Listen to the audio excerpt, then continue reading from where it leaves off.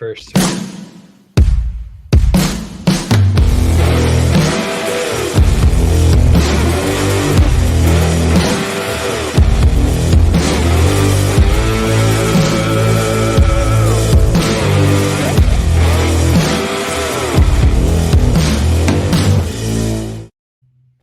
Welcome back. You got us for another week here on Divots and Pivots for the Players Championship, the fifth major.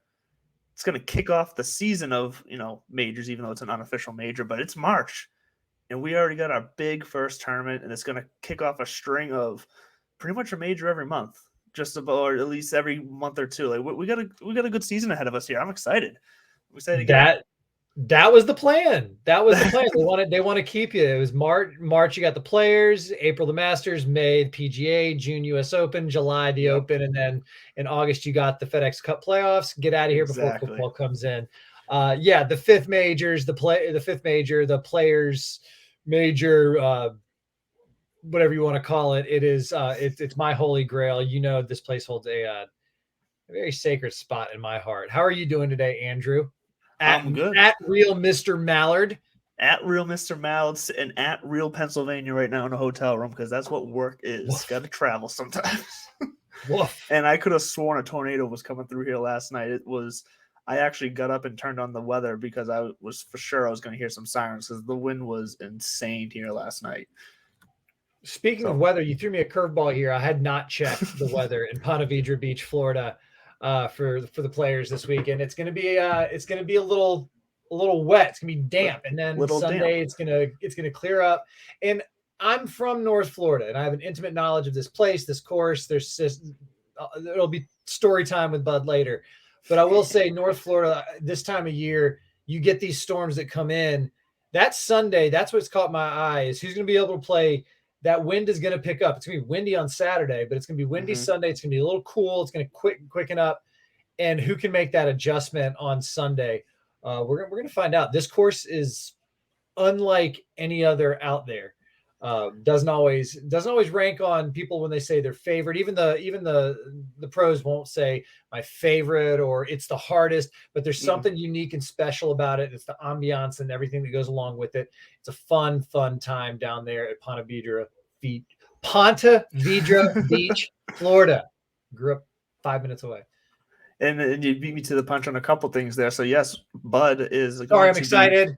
He's very excited. He's been talking about this week for. Yeah, there you go, the right way. He's been talking about this week for a couple weeks now behind the scenes. And man, he's going to be our resident expert on this course because he's going to have some knowledge for all of you as a man who grew up right in that area and as a man who's very familiar with the course and how the weather is down there, how the greens and the grass can be with the weather. So, and then that was the other thing you beat me to the punch for. Weather this week. We got to think about who's going to play. We got to think about how it changes our stats. So you can't sleep this week on the Players when doing your research, guys, because it's a star-studded field, and there's a lot of options at a cheaper price than normal. Before we get into some edge here. We're not getting price right away. I last week I jumped the gun. We went straight into. I was so excited. You were so excited. Take my train. Talk some tiers. We'll talk some classic lineups. But before we even get into that, I'd like to know: you said you didn't run any of your normal comps and stuff like that, but do you have any key stats or any key areas? Like you said, the weather. So strokes gained weather. I wish that was something we could create. But you're right. So what do you have your eye on that's going to help you kind of sort through all of this wonderful, wonderful data that the gentlemen and ladies at Fantasy National have provided with us? Yes, as always, big shout out to fantasynational.com where we do all of our research, all of our models. We get all the information we need from there to create our own custom models. So huge shout out to Fantasy National for creating that platform for us and other providers to get you guys the best content. But yeah, to the weather and how it affects what I'm looking at. When it comes to the weather affecting things, this is when course gets wet, the ball stop rolling in the fairway and the ball stop rolling on the green. They plug. I don't know if it's going to be wet enough for a situation of preferred lie or, clean in place or whatever. I don't know if it's going to be that wet. We'll see. Florida weather can change on a dime. But so what that's doing for me is I'm looking for guys who can get off the tee into the fairway and hit it with some distance. I'm kind of taken a little weight away from the putters and the short game players, because those greens they're not going to be lightning. It's early on in the year. This is March, not May, like we're used to for so long. These greens are they're Bermuda greens, but they're gonna be playing a little slower, and especially with the rain, they're gonna play even a bit more slower because it's still early in the season for them. So I'm looking for guys who can get to the green without finding the rough, because if it's gonna be wet out there, you're gonna land in that rough, then you're gonna have a long day ahead of you. So give me bombers who are accurate. You nailed it. So I mean, Pete Dye is his gem in my eye, anyway. Yeah.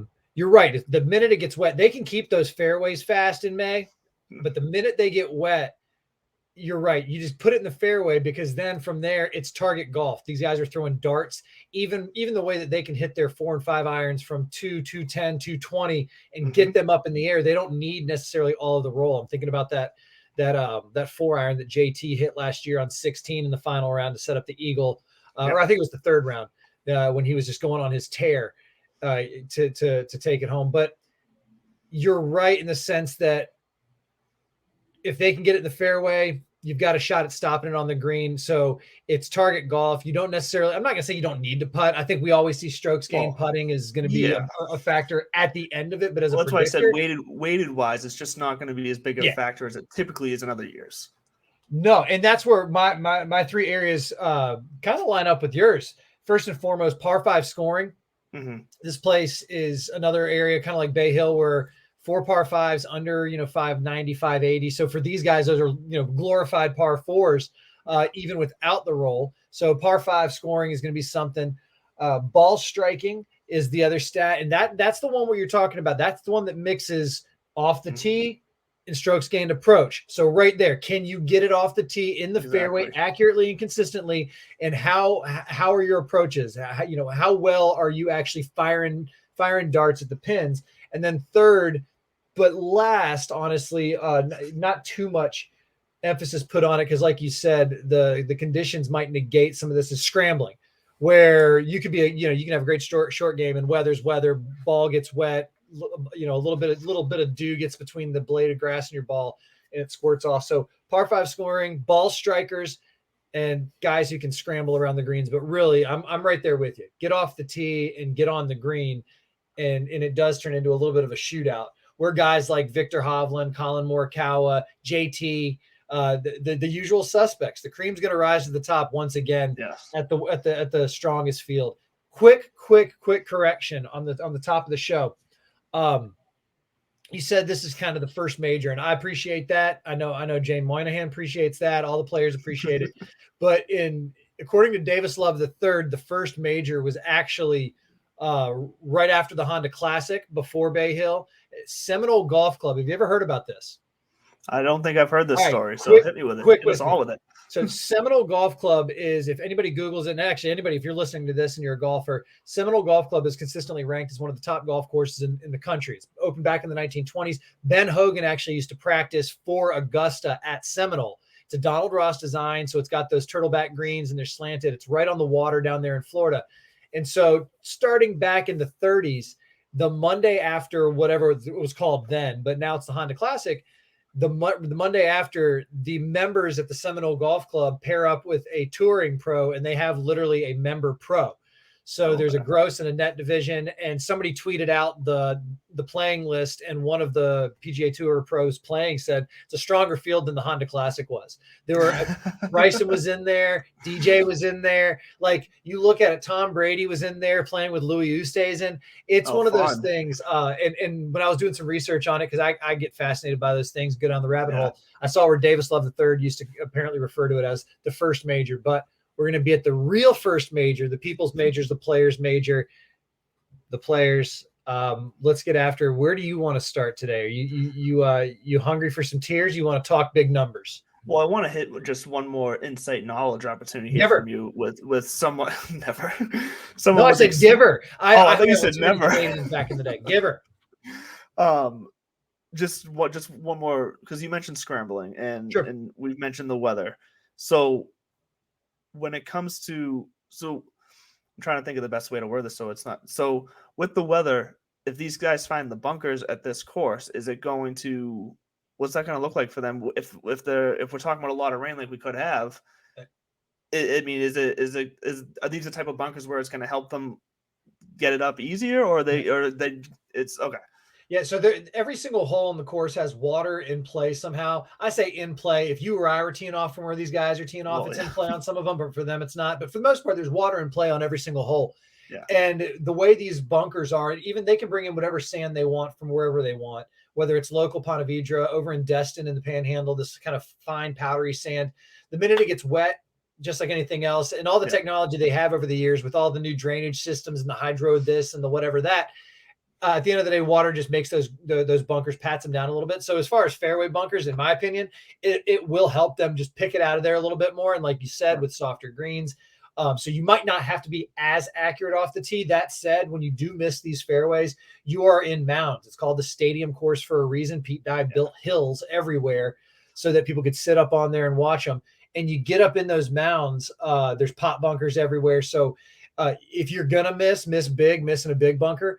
But also when you talk about the weather around the greens, the St. Augustine grass that used to be there, and it's in even some of the thick stuff that they have there now, if it's sitting up, no big deal. That's the thing, is that grass can kind of bunch together, and you can get lucky where it bounces down and sits, and it's sitting up pretty, and these guys can pick it right off there like it's on the fairway. If it's sitting down, bogey at best. So scrambling will be a factor again, but like you just pointed out with the weather, some of these bunkers are not going to be a big deal, which is also going to help with par fives. You know, you go out these par fives, specifically number 11, number 16, where they have large bunkers in play as you approach the green. Bunker play might be something to look at, but like you said right off top, get it in the fairway, get it at the green, get it close to the hole, and then some. Quick aside, I'm glad you brought up putting. If I have more time, I'm going to go back and do this. I don't have more time, but it seems to me that whoever wins is putting well that week doesn't necessarily mean that they're a great putter. And that's why I'm not saying that I shy away from looking at putting, but I'm much more interested. How'd you putt last week versus how'd you putt in the last 50 rounds? Because putting is something that is so quick to come and go. Oh, definitely. Sorry, back to you in the studio.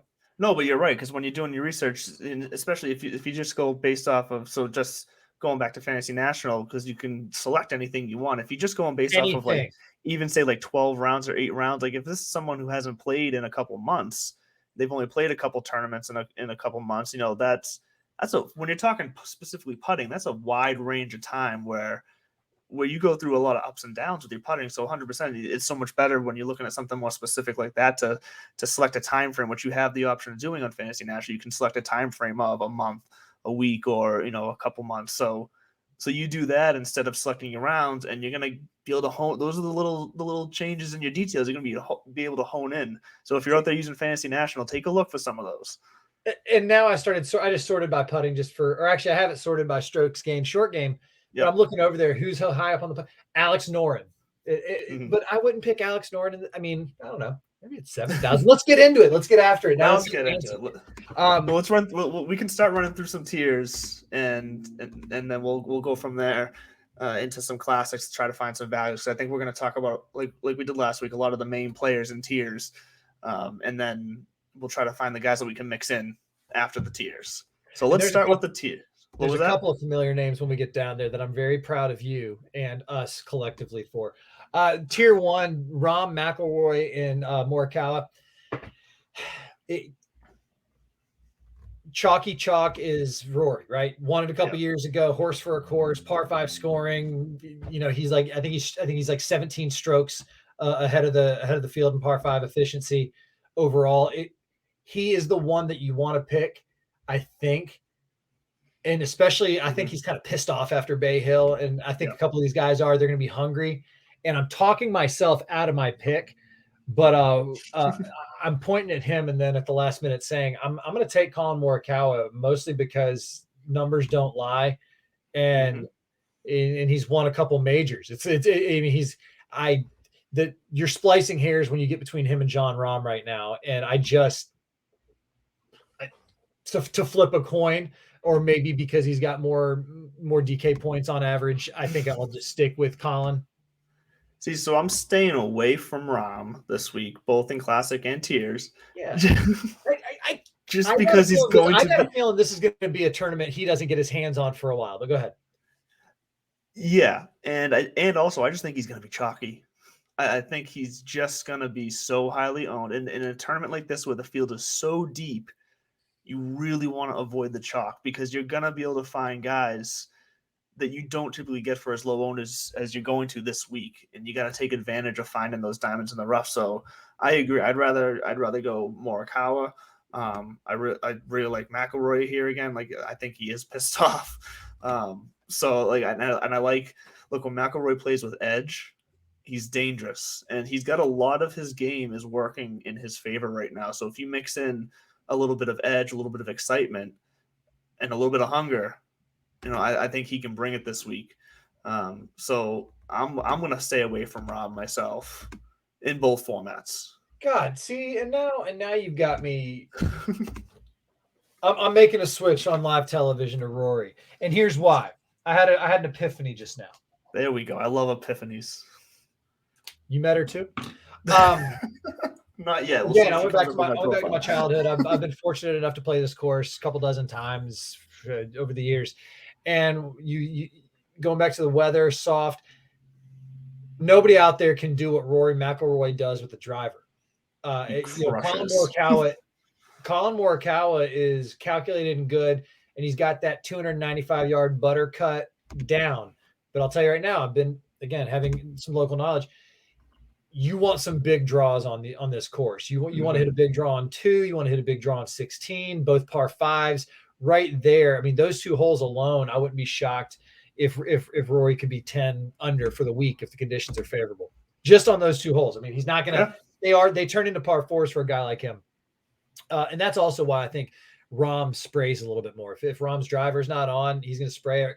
Rory, that's his preferred club. He walks around talking about how like nobody can swing it like that. And when you can pick a 5-gallon bucket out 325 yards away and sling a little draw right into it, that's what's going to happen. It's going to stick in the ground. And like you said, they're going to pick it up. Hey, there's that face. I just realized that light wasn't on my bed. I think Rory is the move, and I hate being a weakling and Twitter don't at me, but I had to think through it. I had to think through it a little bit more. And that's what you do. Sometimes you don't think about things until you start talking about it with somebody else. And look, it's all right to start hearing other people talk about it on the Divots and Pivots podcast. It is all right to make pivots on the Divots and Pivots show. Let's just be real about it.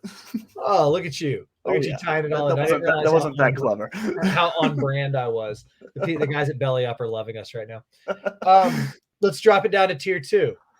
And for me, it was, we're looking at tier 2, and if you're driving in the car, we got just a handful of guys: Justin Thomas, Hovland, DJ, Xander, and Scotty.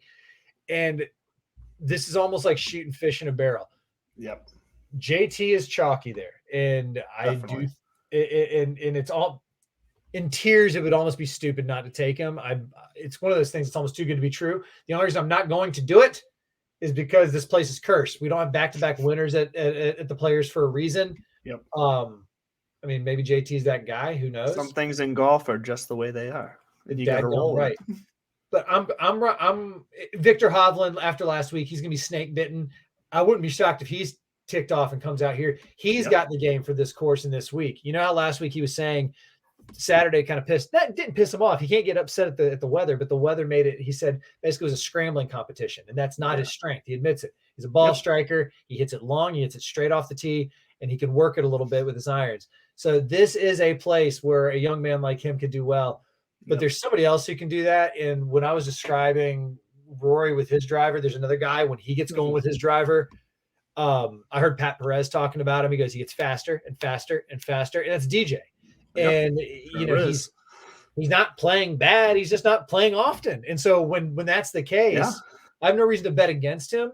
And Scotty off an emotional win. Scotty's riding a heater right now. Scotty Scheffler, 2 out of 3 ain't bad. Not at all. But I'm going to say the stage is a little too big for him to come up on this field right now yet. I think I wouldn't be shocked if he does well and falls short this week, but DJ's also been there, and I think it's a tournament that I love this. It's a tournament he really wants to win. As if anybody on this show or on these spreadsheets doesn't want to win this tournament. It's just so asinine. But yeah, DJ tier 2, you heard it here first.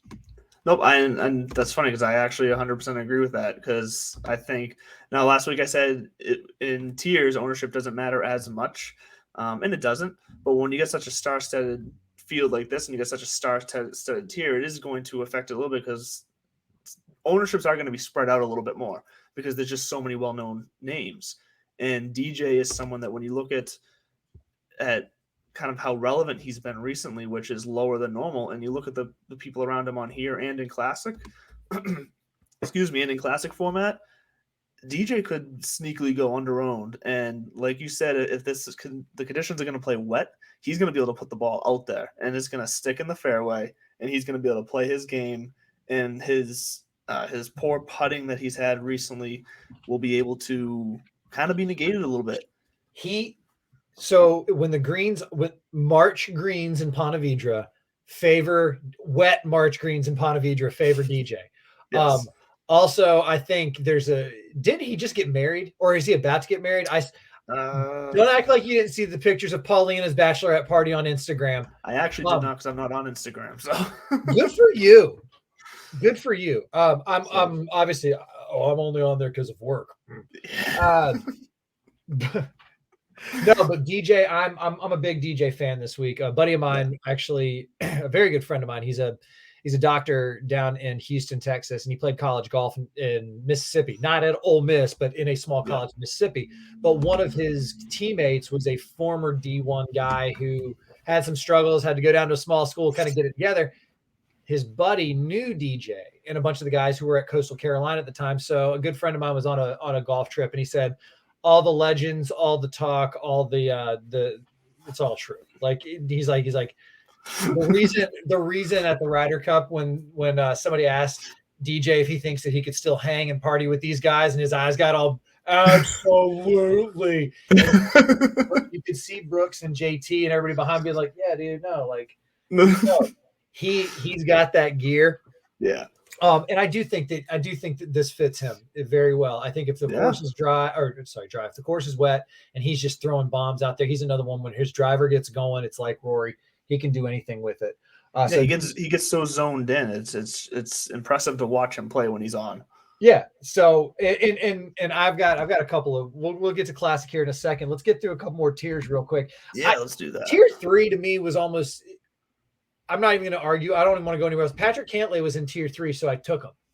I'm looking across. I mean, seriously though, strokes gained total 2nd, tee to green 4th, ball striking 8th. He's top 10 in every category except for approach, where he's 32nd. That's his lowest. What's he doing in tier 3? But then again, like you said, they've got little. He's not made the cut here since they moved it to March. Doesn't matter. The ball striker's here. So ball strikers here, and yes, we've been saying the greens aren't going to matter as much as far as how they're rolling, and I think that's probably what has bit him in past March tournaments here, is that they don't play like the Bermuda grass typically plays, and I think that's hurt Cantlay. So he could be. Look, I could say he could be sneakily, but I think he'll be heavily owned because he's been playing well. Just in general, he's just what he's been able to put together these last 2 years. At 9,900, there's going to be some guys. There's going to be a lot of people who want to anchor him. But for a tier, exactly. I challenge anybody. I challenge anybody to tell me somebody in that tier who is going to outperform him. Again, within. I mean, he's surrounded by. I mean, Hideki, Spieth. Where's Jordan? I don't know. Nobody really knows what he's not terrible form or anything, but he hasn't been playing much. So Zalatoris, God love him. This is a place he could do well, but you do have to have a little bit of a short game, and I think his short game is so horrendous right now. And Brooksy, he's another one that could get it going, but at the end of the day, total package in that tier, I don't think anybody's going to touch Patrick Cantlay. This is a risky tier to me because the way I feel about Cantlay is he's either going to make the cut or he's going to finish top 5. We're either going to see him on the weekend, or we're going to see pictures of him by the Marriott pool on the weekend, which is a nice Marriott that's next to it. All right. So who do you have tier 3? Is there anybody else that stands out to you there? Are you going to argue with me? So I was leaning more towards Hideki. I won't fight you on it. Yeah, I'm leaning more towards Hideki mainly because, like we've been saying this whole show so far, that his putter should be negated, even though he's been putting better anyways this year. He's just playing good right now, and if this is gonna be a risky tier anyways, then I am gonna look at ownership a little bit, and I think Hideki could go under owned in this because I think a lot of people will go to Zalatoris thinking they're being slick, and I think Cantlay will be high owned. Zalatoris got to win. I don't see him getting his first win here. I just don't see it. I agree. He's just like a fan favorite name right now. I mean, he's an up and comer, and it's going to click, and it's going to happen. And he looks like Happy Gilmore's caddy. So this is so true. I love that he rolls with that too. And the whole Owen Wilson thing, when somebody's like, "Anybody told you look like Owen Wilson?" and his response, "Wow, like he's a good guy." And he will break through. He's good for the sport coming up for sure. Exactly. He 100% is. Tier, let's get through these because I want to start talking about some money people. Where are we? Tier 4. Tier 4, yeah. So we got some. If Berger's, we'll find out in 5 holes where Daniel Berger's head is after what happened to him. See, I'm gonna go right back to him here this week. I think. You think so? That's my point. He's another one who's probably pissed off still from the Honda. Yeah, he was a quick pick for me in this. I just don't, and maybe it's more so that I just don't love anyone else here. Maybe Neiman, but Berger feels better to me than Neiman does. And I don't know how else to say it right now. I want that on a t-shirt. Berger just feels better. Look, Neiman scores a lot of DK points. He does a lot of things that you need to do to succeed on DraftKings. Yep. I think Berger is just playing better than his results are showing because he's just having that like one moment that just isn't going his way that makes his whole weekend just look a whole different. I almost ate me some Berger this week, and I respect that. Adam Scott was the one who jumped out to me just because he's going to make the cut. And he's going to finish he's going to finish somewhere in the top 20. You can just hang your hat on it. That's true. But I don't know if he's going to be a birdie machine out there. That's the thing, is he's not exactly somebody who's going to throw a couple eagles and a birdie in there. I actually went with Cam Smith on this tier. Oh, interesting. Tell me why, sir. I had Scott, and then I crossed it out, and I went to Cam Smith. And honestly, I think it was just all greens across the board. It was. I mean, he's got a great approach. That's mostly it. I was trying to remember why I went to him. 23 strokes gained approach. Short game is 6th, and I think that was the one where I was like, okay, he's 46th in ball striking, 6th in stroke gain or short game, and then he's decent. And so I think I just went there. Pretty bad off the tee, though. What'd you say? He's pretty bad off the tee, though. I know. I could probably get talked away from it. That actually might have been me trying to write down Cameron Young and accidentally stand upon Smith. But off the tee and fairways gained for me, I have him ranked as 93rd off the tee and 128th in the field fairways gained. Numbers be damned. Billy Horschel might do well this week. He's another one that snake bit after last week, I think. He wanted that one bad. I don't know the last time I've played Billy Horschel, honestly. I don't blame you. He's a Florida Gator, and you have to stay away from him. No, so I appreciate your Berger there, and I'm gonna hold strong on Cam Smith and act like it wasn't a mistake. Tier 5, all day. Well, I say all day, but now I'm looking at a guy who I'm going to take over in Classic because he's value. But Sungjae M, former champ, he does well here. He did well here last time they played. That's where I'm leaning. Tyrrell Hatton, I think, is too pissed off. I don't think Tyrrell's going to do well. Webb Simpson always will do all right. Jason Day, after I can't trust building a bunch of lineups and then not after confident that I don't have to change I got burned by him a couple weeks ago. Or he's just going to withdraw. Exactly, that's my point. Yeah. So Matt Fitzpatrick or what's his face, Sungjae M. That's where I'm living in tier 5. I'm going to lean towards Sungjae. What say you, sir? I'm the same way, except I'm leaning Fitzy. I'm That's leaning fair. Fitzpatrick. It's a bit more of a risk play. I think him is a safer play, but I think Fitzpatrick could have more upside here if things are going to go the way that we're predicting they go as far as conditions. I think Sungjae's got him on the ball striking. That was by like 4 spots. That was my decider. But no, it's close. Yeah. Listen, we have to disagree somewhere. Otherwise, we'd have nothing to pivot from.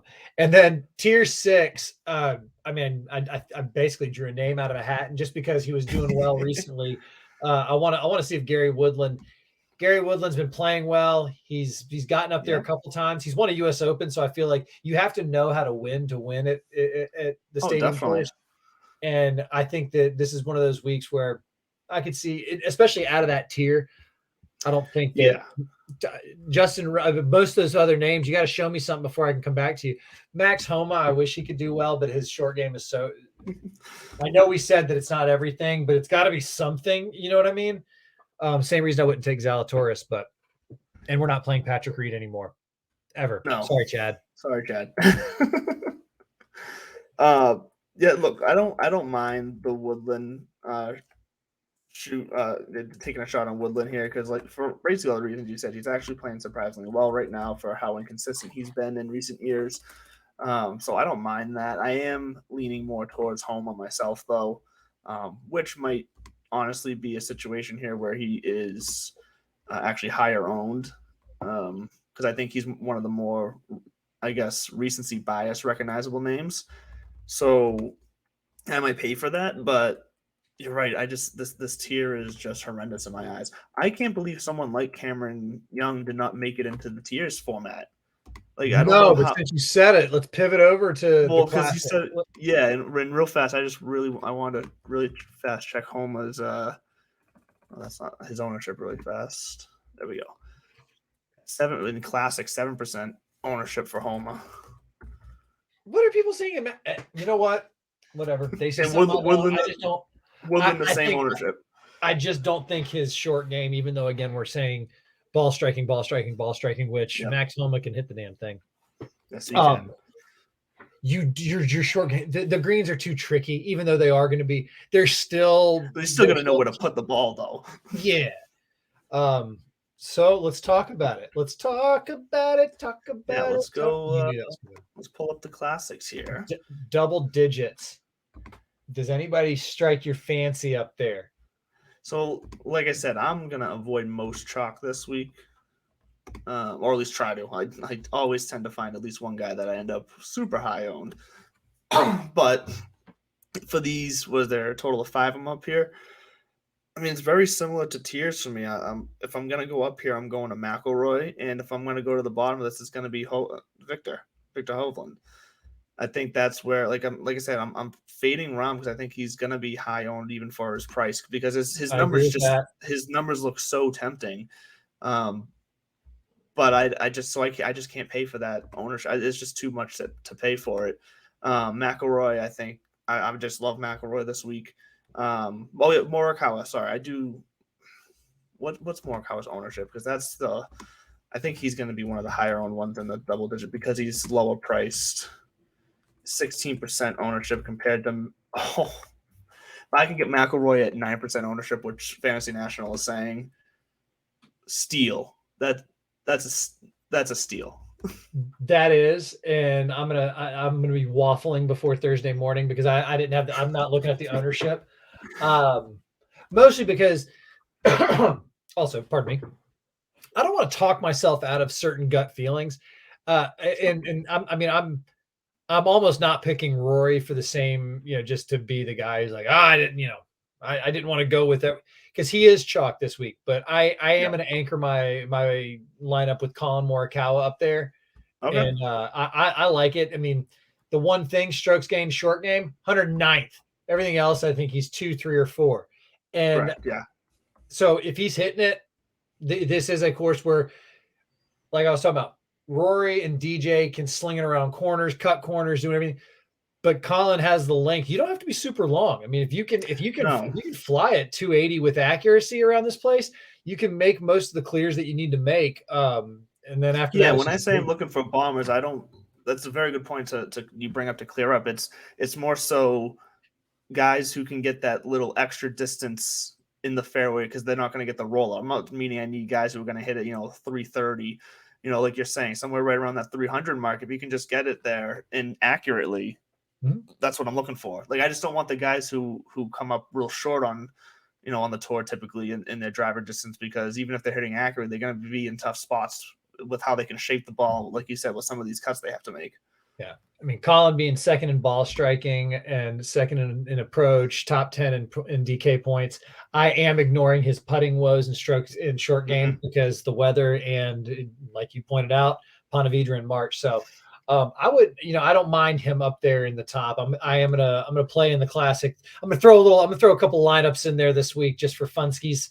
And I am probably gonna anchor one or two of them with Colin. Really hate that you just said that on the show. Listen. 9,000. What's the 9K range looking like for you? 9K range is juicy. And from what I'm seeing, well, I mean, we already talked about Cantlay, how he definitely has the potential to just absolutely sling it together here. He's probably going to be the highest owned in this area. I'm just quickly looking at that right now. It looks like around 14%. But like we both said, we like Dustin Johnson as a shot here, and he's coming in right around 7% ownership. So, if you can say, if you're going from an ownership standpoint, say you start your line with McIlroy and Dustin Johnson, like with some of the names that are down in that lower 7K range, like that is so doable. Well, I'm glad you said that. And you have a chance to have a winner under 10% owned. Yeah, let's be honest. That's where Boudreaux's putting his flag this week is Colin Morikawa and Dustin Johnson. All right. Because that you're right. I want to make sure we do justice to the gentleman in the 8K. But as soon as I saw some of those numbers down in the 7K, filtering through by ball striking and scrambling and around the green, it was eye-opening to see some of those guys down there. And it does remind you that this is top to bottom, probably the strongest field of the year, bar none. And you can get, I can't remember who it was, but he was like 652nd or 653rd in the world ranking when he won this probably 20 years ago. Craig Perchman. I don't know. DJ is my guy there. Well, the 8K range is also small this week. There's only. It is, and I can talk. It's only 10 guys. Again, Berger's there, and he's the only one there that I would really argue about, because everybody else, I think I told you why I would fade. Will, Louis, Brooks. Actually, Louis, I don't know why, other than kind of looks like a cartoon character to me. And he played with Tom Brady, and I'm still a little bitter at Uncle Tommy. But everybody else, I think that, again, Billy Horschel's going to be. What's Billy Horschel's projected ownership this week? Horschel is at 8,100, almost 10%, like 9.9. So I mean, it's not terrible. But anyway, I don't think there's anybody in the 8K that really makes my socks roll up and down when I've got Colin Morikawa and Dustin Johnson in the stables. Well, and then the fact that you can get something, like I'm jumping a little bit here, so we'll make sure to circle back. But just the fact that you can get someone who can hit it pretty far, and Cameron Young at $7,200. Thank you. We're starting the Cameron Young fan club on this show. It's a massive steal. We've been on him just about every week. Now it is going to be his 5th tournament in a row, but I think he's just feeling it enough right now where he's going to be able to overcome that, and especially at a place like this where you're the adrenaline's just going. It's the players. It's TPC Sawgrass. I think he brings it for this week, and then he probably takes a couple weeks off. Yep. I wouldn't be shocked. I wouldn't be shocked if he brings it home this week, and then we don't see him again until Augusta. Yep. So I mean, he's down there. I don't want to talk out of turn or anything, but I was proud of you last week. You said a name that ended up Chris Kirk. Chris Kirk's floating around down there too again. Patty Kazire didn't do bad last week too. We threw his name out there. We weren't like super hard on him or anything. No, but I remember you said it. We have the receipts. Run it back. The producers will get that cut for us later.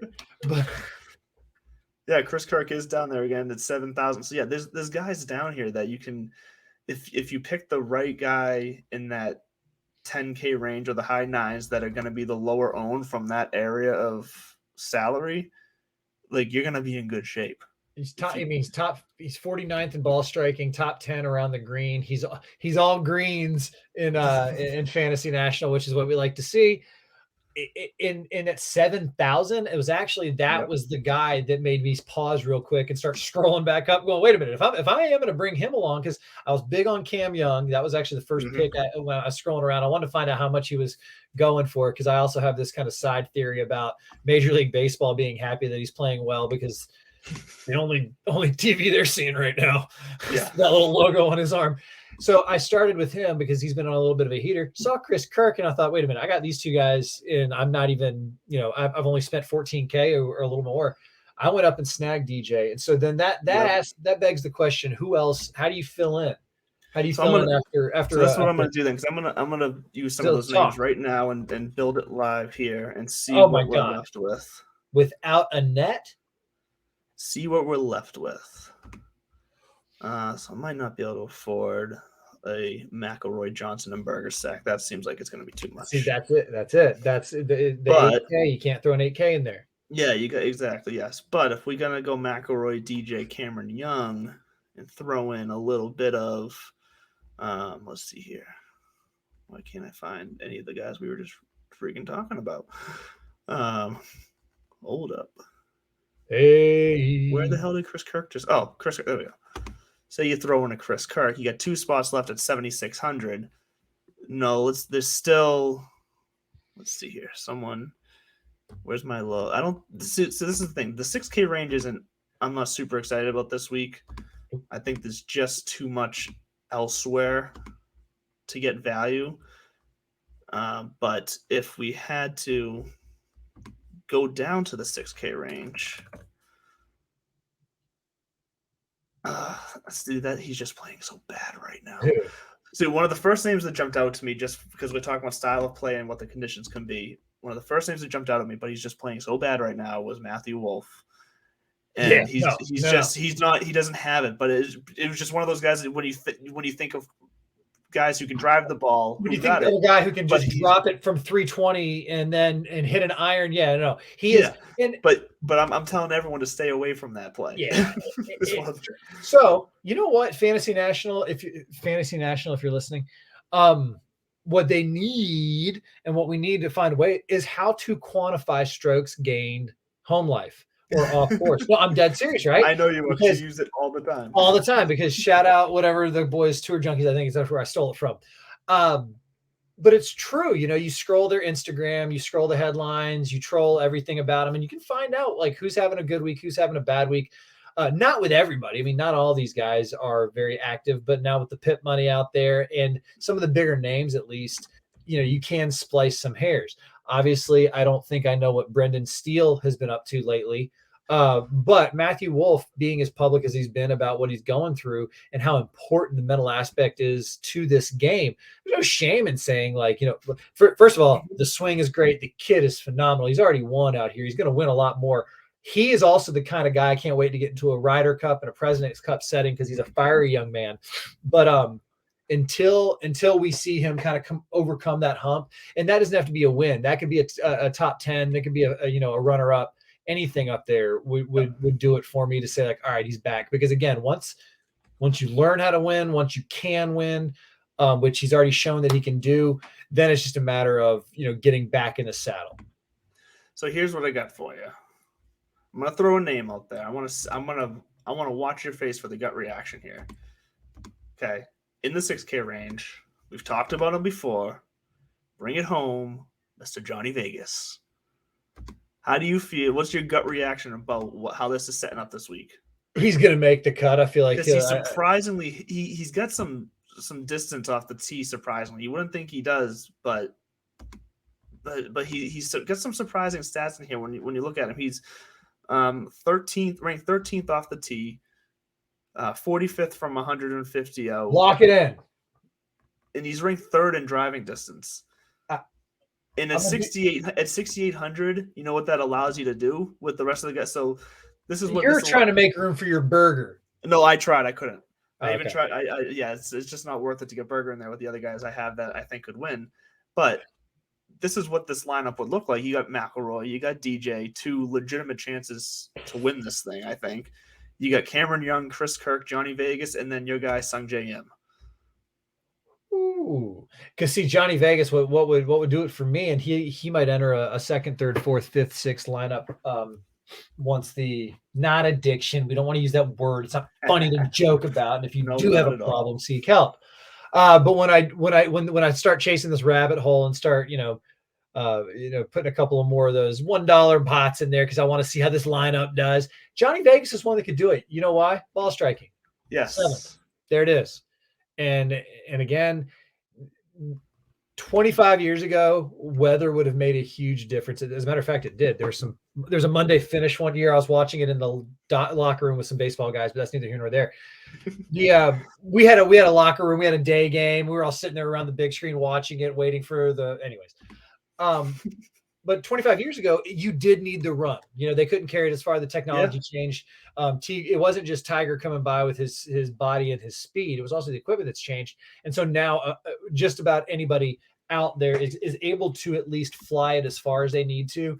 So you don't have to be a bomber. But Johnny Vegas isn't necessarily a short knocker. His short game doesn't wow me. But then again, neither does Colin Morikawa on paper. So Johnny Vegas, good catch. Good steal. Who else is down here? So this is what I'm quickly... Keegan Bradley's down there. This is one of those that shapes up all right for Keegan. Another ball striker. I want to quickly look at what that lineup's... that's what I'm trying to figure out who the hell did I miss in calculating here. I want to look at all the ownership of what that... Now, while you're filling yours out, I do want to go with a couple of mine. Maybe it'll maybe it'll not. So Chris Kirk, I see your Chris Kirk, and I appreciate the Chris Kirk. I am gonna start calling him Captain Kirk, and I don't care how dad jokey it is. Matty Fitzpatrick, I'm going over. I'm gonna jump the pond here for a minute, and I'm gonna stay over there for another name of not somebody to win, but definitely somebody to make the cut. Yep. And you're gonna see his name on the first, second page of the leaderboard. Paul Casey, Popeye is a ball striker, and you talked about bunker play, fairway bunkers. This is a course that sets up well for him in the sense that once you get off the tee, because of those big old, he literally has the biggest forearms of any human alive. You can choke up, choke down, get your stance, and then just slap at the ball and get it up around the green. He's going to do well this week. What do we got? 9th in ball striking, 3rd in strokes gained approach. So as long as he keeps it in the fairway, because wet rough is gonna be win. That's definitely gonna be his biggest thing. That's where he's been struggling with right now. I know, which is definitely a big reason why I'm staying away from him. But like you said, coming in at under 10% ownership, if he does just put some tee shots together this week, he would definitely pay off your value for him. Because what was he priced at down there? What's 7,400? So, yeah, for 7,400, if he hits a couple of fairways, he easily pays your value off with everything else he can do. Exactly. Luke List is another guy that I was toying around with at 7,200. Just again, is another ball striker. But Matty Fitzpatrick is going to round out my lineup this week. Another one. He's top 10 off the tee. He's 25th in ball or 28th in ball striking, and also he's priced pretty attractively at 7,700. He was another name that when I saw 7 in front of it caught my attention. I started. He's actually at 7,200. Luke, you said you're still talking about List, right? No, Matty Fitzpatrick. I moved on. So List. So anyways, List was one that was like, oh shit, he's 7,200. Who else is 700, 7,000? And that's when I saw Matty Fitzpatrick down there. Yeah. It's the 7K range. I wish there was a prop bet out there that the winner is going to come from the 7K range. There probably is. Somebody at that'd be a fun. I bet your Prize Picks has something like they seem to be getting real creative with their prop bets. I mean, why not? You've got it written for you right here, and you had the double digits, the 9s, 8s, 7, and 6s, and then you just weight it appropriately.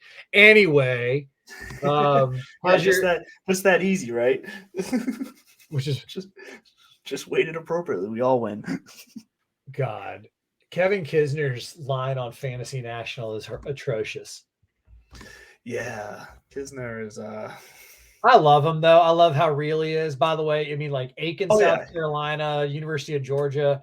Grew up with Dustin Johnson. There was a great story he was telling like the other day about them in some junior tournaments. But I was just looking at his line because he's triple digits in everything except around the green, putting, and short game. Yep. And he owns it. He's like, I don't hit the ball that far. Doesn't matter. Oh, he doesn't know. Not at all. T20 pays pretty well out here, but he's surrounded by Luke List, Cameron Young, Taylor Gooch after what happened last week. I mean, he's another one. I'm shocked that he didn't. Actually, you know what? I'm not shocked because of the field that it is this week. It's nothing but finished fifth here last year. Exactly. Seamus Powers, another name down there. I'm just kind of looking around. I'm not leaving my Paul Casey, Matty Fitzpatrick, DJ, Captain Kirk, Colin Morikawa, and Cam Young lineup though. You heard it here first, folks. I like this lineup that I just built there. I'm a big fan of it. Well, don't keep the people waiting. Well, this is one I already said. Oh, I wasn't listening. The McElroy, DJ, Cameron Young, Chris Kirk, Vegas, and him. Vegas? I like that. And the best part about that, if ownership racks out the way it is looking right now, my highest owned player will be 12%. 12% owned, with an average ownership of under 9% for the whole team. And like I said, you get the winner mixed in there, you're going to be cashing. So I love that. This is a week because of how deep the field is. You really have to think about ownership this week. It's just you can't get around it. If you play the chalk, you're gonna be struggling to make. You're gonna drown. Cash. What? So you're gonna drown if you play the chalk. You're no matter how good your guys do, if you got like 3 chalky guys in there, you're gonna struggle to make minimum cash because all it's going to take is one guy on your team at that point to miss the cut, and you're going to drop below. So I think if you purposely try to stay away from the chalk this week, I think you have a better chance of cashing even with a 4 of 6 lineup making the cut.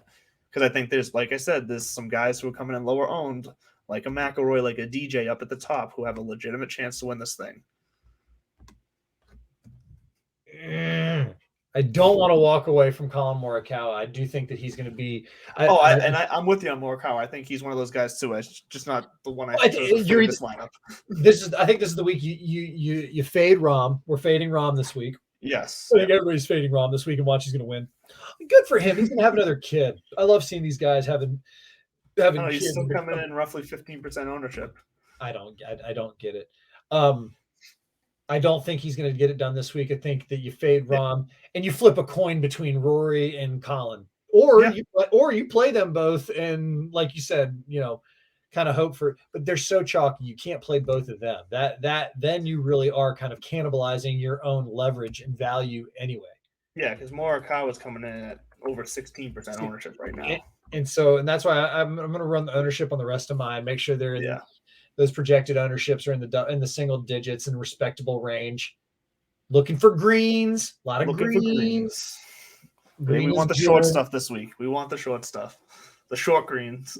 So it's funny because when you're watching this week, when you see them hitting those approach shots up 18 green, and behind you see that gigantic 70,000 square foot Spanish style clubhouse, which I remember the old one was a tiny pyramid and it was gorgeous. It was wonderful.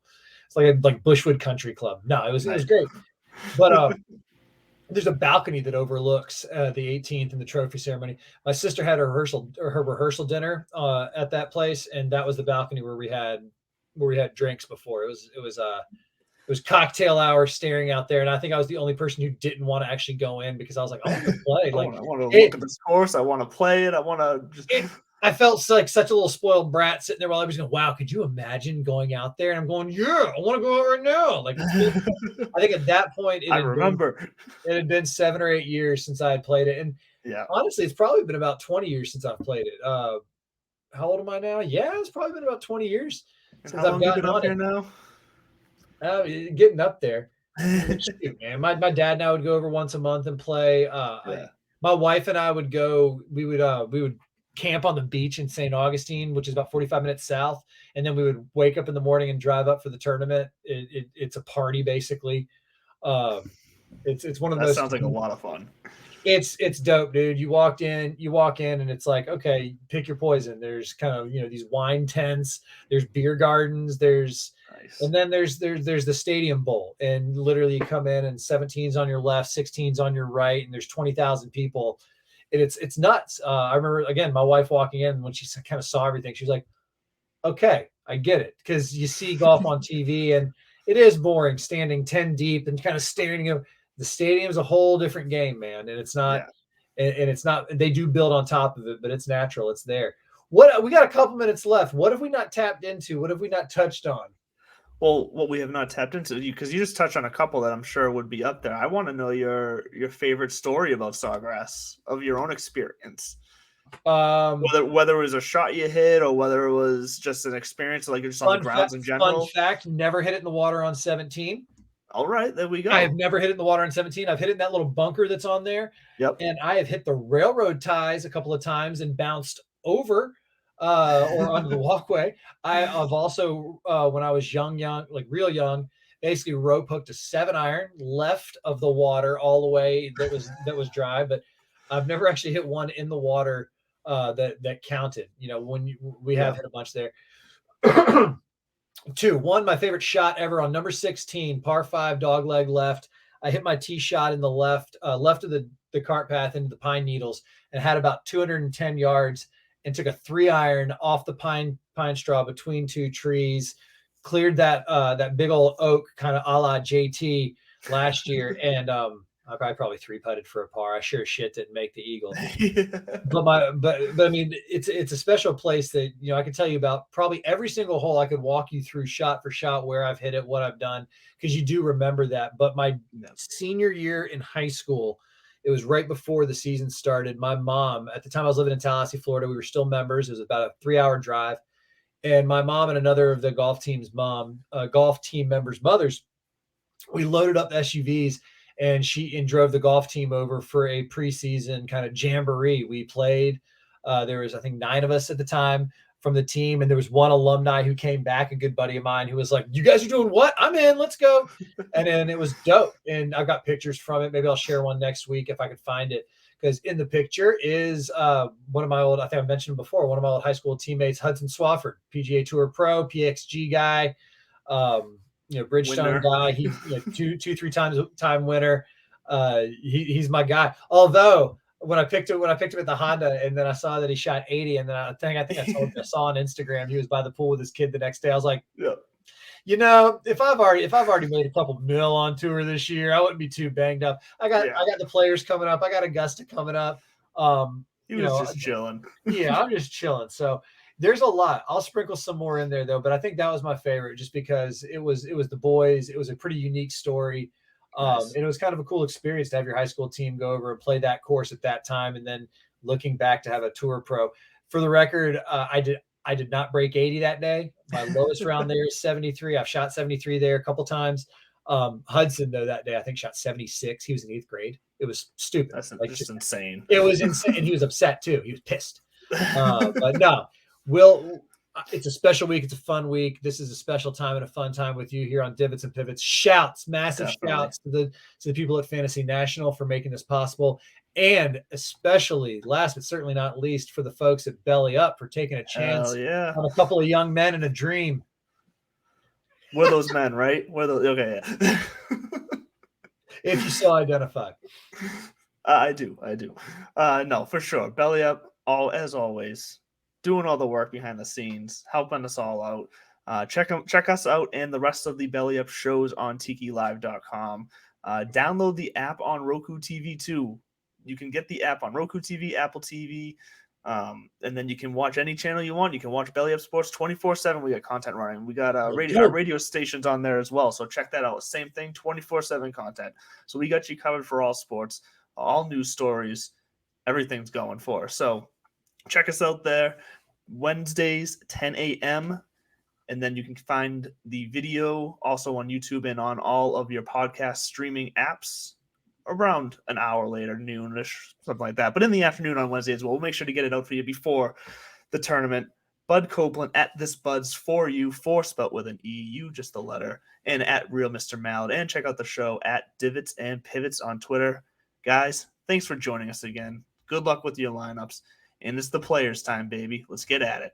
Have a good one.